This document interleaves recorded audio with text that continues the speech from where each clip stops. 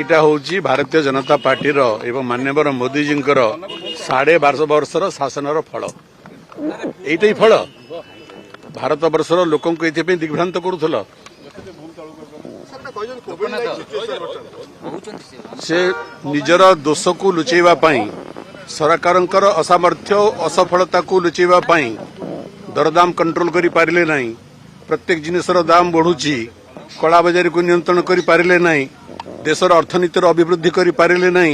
सबु क्षेत्र में सरकार विफल हेले से विफलता को लुचेवा पई इटा सरकार गोटे नुआ फंदी बोली लोके बुझी पारुछंती। सर गतकाली आपण कहले धर्मेंद्र प्रधान आपण गोटे प्रोग्राम रे थिले। धर्मेंद्र प्रधान कहले नवीन बाबू आ एफर्ट न बनतु मोदी गतकाली गोटे देखंतु जो माने राजनीति करूछंती अनेक समय तांकर राजनीतिक कन्वीनियंस दृष्टि बहुत कथा कहती। निज दलर सुविधा पाई दलर नेता माने अनेक कथा कहती एवं अनेक कथा वास्तवता ठार बहुत दूर रे मध्य थाए।